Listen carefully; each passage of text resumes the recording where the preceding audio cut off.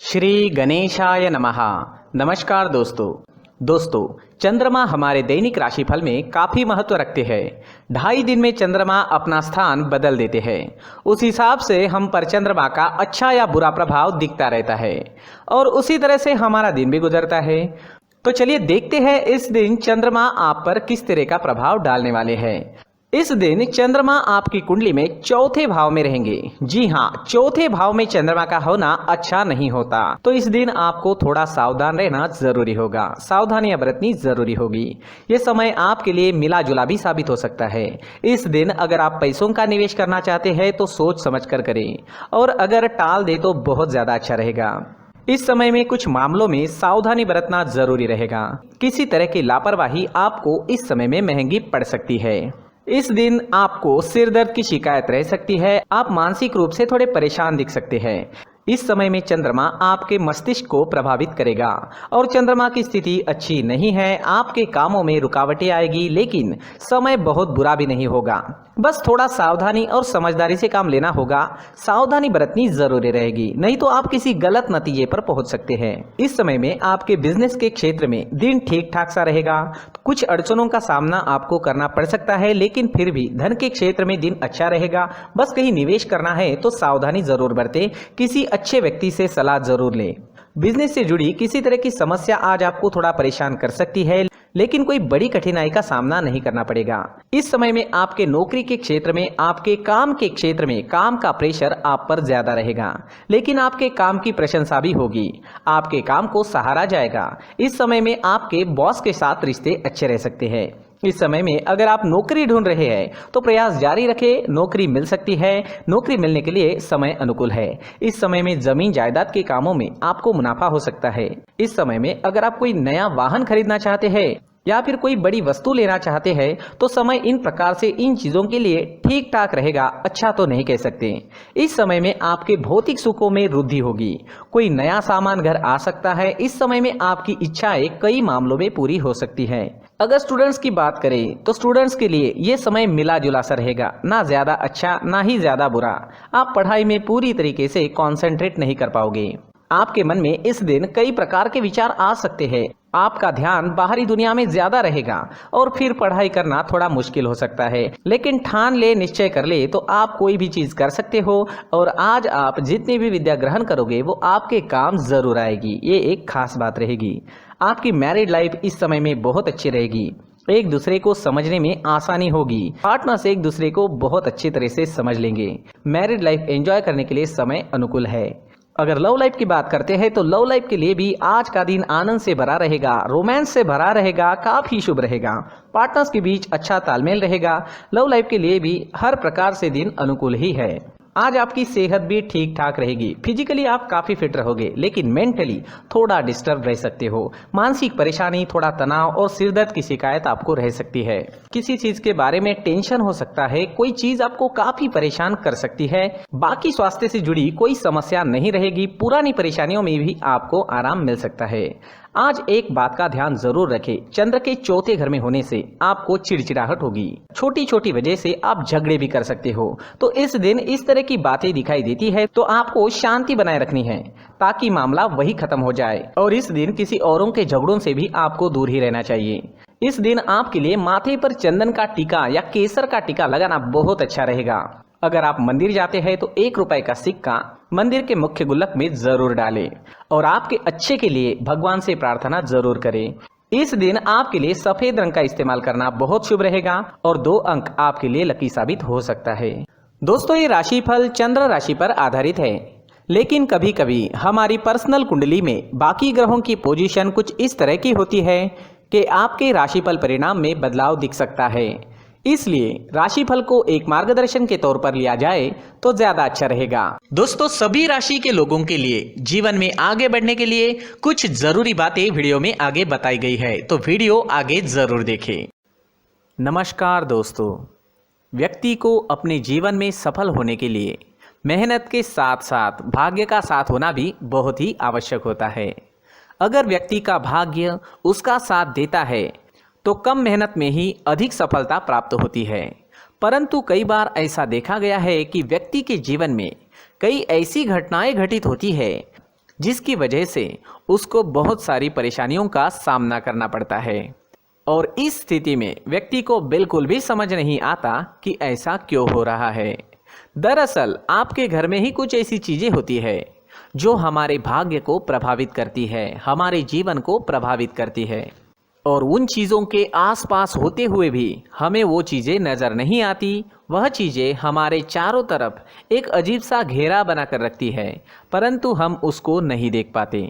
इन चीज़ों से हमारे घर में और हमारे जीवन में नकारात्मकता फैलती है, जिसकी वजह से हमें नुकसान उठाना पड़ता है, जिसकी वजह से हमें भारी नुकसान उठाना पड़ता है। हम पूरी तरह से कंगाल हो सकते हैं।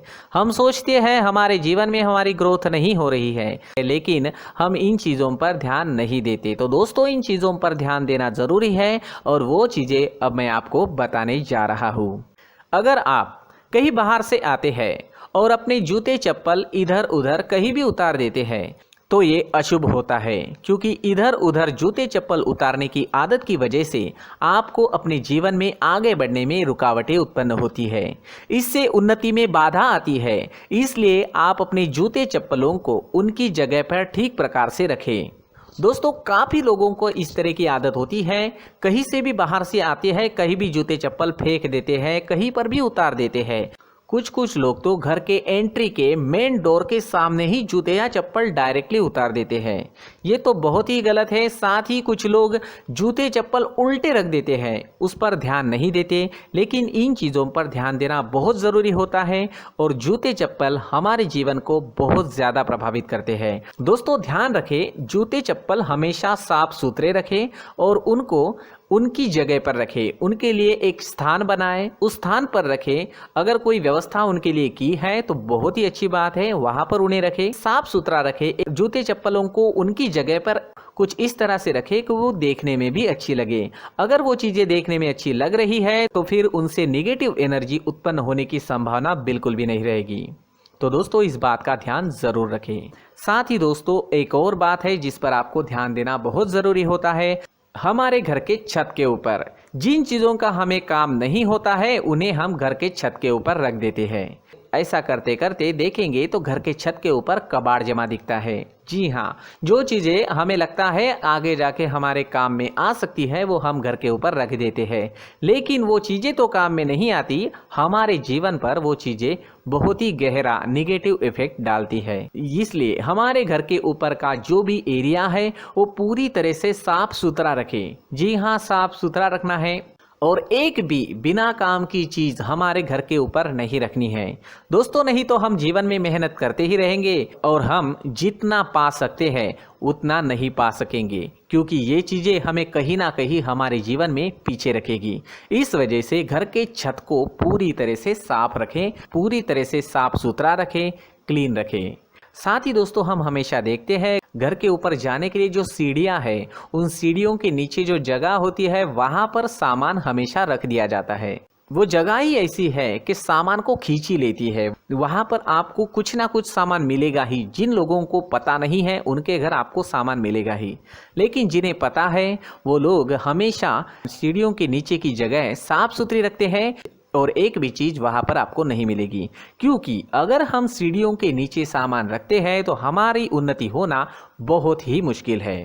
जी हाँ, सीढ़ियों के नीचे कूड़ा कचरा कबाड़ अगर हम जमा करके रखते हैं, कोई भी सामान रख देते हैं, तो उस वजह से माँ लक्ष्मी हम पर प्रसन्न नहीं होती। माँ लक्ष्मी हमारे घर में आने की संभावना बहुत ज़्यादा कम हो जाती है। तो दोस्तों, इन चीज़ों पर ध्यान रखें। हमारे घर की जो सीढ़ियाँ होती है उनके नीचे की जगह हमेशा साफ सुथरी रखें, क्लीन रखें। साथ ही दोस्तों, अगर आपके घर में ऐसी कोई चीज़ मौजूद है जिसका आपको काम नहीं है, जैसे टूटे फूटे बर्तन, आईना, तस्वीरें, इलेक्ट्रॉनिक सामान, सोफा, कुर्सी, टेबल, पलंग, घड़ी, झाड़ू, गमला इत्यादि, तो आप इन सामानों को अपने घर से तुरंत ही बाहर निकाल दीजिए, वरना इससे आपको बहुत बड़ी परेशानी हो सकती है। आपको ये चीज़ें कंगाल बना सकती है। तो घर में ऐसी चीज़ों का मौजूद होना शुभ नहीं माना गया है। इससे धन की देवी माता लक्ष्मी जी का प्रवेश घर में नहीं होता है। इन चीज़ों से आपके घर में नकारात्मक ऊर्जा का संचार होता है और जिस वजह से व्यक्ति को मानसिक समस्याओं का सामना भी करना पड़ता है। व्यक्ति के मन में चिड़चिड़ाहट होती है और छोटी छोटी बातों पर गुस्सा आने लगता है। आप जो भी कार्य करते हैं उसमें आपका मन नहीं लग पाता है। इस व्यक्ति का जीवन घर में मौजूद इन चीज़ों की वजह से अंधकार में डूबने लगता है। इसलिए आपको घर में बिना काम की चीज़ें, कूड़ा कचरा नहीं रखना है। दोस्तों, एक और ख़ास बात है, हमारे घर में मकड़ी का अगर जाला है तो वो बिल्कुल भी शुभ नहीं है। जी हाँ, वो अशुभ माना जाता है। घर में मकड़ी का जाला होना अशुभ है। इससे आपके अच्छे दिन भी बुरे दिनों में बदल सकते हैं, क्योंकि मकड़ी अपना जाल शिकार को फंसाने के लिए बनाती है। और अगर आपके घर में मकड़ी का जाला है तो इससे घर में नकारात्मक ऊर्जा का प्रभाव अधिक बनता है और वास्तुशास्त्र के अनुसार इससे सकारात्मक ऊर्जा का नाश होना शुरू हो जाता है और घर में नकारात्मक ऊर्जा बहुत ज़्यादा बढ़ जाती है। इसलिए आप अपने घर को हमेशा साफ सुथरा रखें। कम से कम 1 महीने में अपने घर के हर कोने की साफ सफाई ज़रूर करें। जी हाँ, वैसे तो 1 हफ्ते में साफ सफाई करनी ही चाहिए, लेकिन ना हो सके तो 1 महीने में तो आपको घर पूरी तरह से साफ करना चाहिए और मकड़ी के जालों को खास करके अपने घर में बिल्कुल भी पनाह ना दें। दोस्तों, मुख्य द्वार भी हमेशा साफ सुथरा रखें। मुख्य द्वार को हमेशा सजाया जाता है, क्योंकि मुख्य द्वार से ही हमारे घर में लक्ष्मी का प्रवेश होता है। तो मुख्य द्वार को साफ सुथरा रखें और सजा कर रखें तो बहुत अच्छा रहेगा। इससे मानसिक रोग और घर की परेशानियां दूर हो जाएगी, धन की कोई कमी नहीं रहेगी और इसके साथ साथ आय के नए स्रोत भी खुलने लगेंगे। इसी के साथ और कुछ चीज़ें हैं, जैसे टूटी फूटी जो भगवान की मूर्तियां होती है वो हमारे घर में नहीं रखनी चाहिए। साथ ही जो भगवान के पुराने फ़ोटो है जो जमा करके रखे हुए होते हैं, तो दोस्तों वो चीज़ें नहीं रखनी चाहिए। जो भगवान के फ़ोटो या भगवान की मूर्तियाँ जो घर के मंदिर में हैं, बस वहाँ तक सीमित है। अगर आपके घर के शोकेस में भी वो मूर्तियाँ रखी है, कुछ फ़ोटो रखे थे, उन्हें भी साफ़ करते रहना चाहिए। जिन चीज़ों को हम मेंटेन नहीं कर पाते, साफ़ नहीं रख पाते, उन चीज़ों को घर से हटा देना ही आपके लिए अच्छा रहेगा। साथ ही दोस्तों, कुछ तस्वीरें हैं, जैसे डूबते नाव की तस्वीर या फिर झगड़े की तस्वीर या फिर कुछ ऐसी तस्वीरें होती है जो देखते ही हमें समझ में आ जाता है कि ये तस्वीर निगेटिविटी दर्शा रही है। इस तरह की तस्वीर भी आपको आपके घर में नहीं रखनी है। जी हाँ, इस तरह की तस्वीर लगाने से भी हमारे जीवन में उसी तरह की घटनाएं घटित होना शुरू हो जाता है।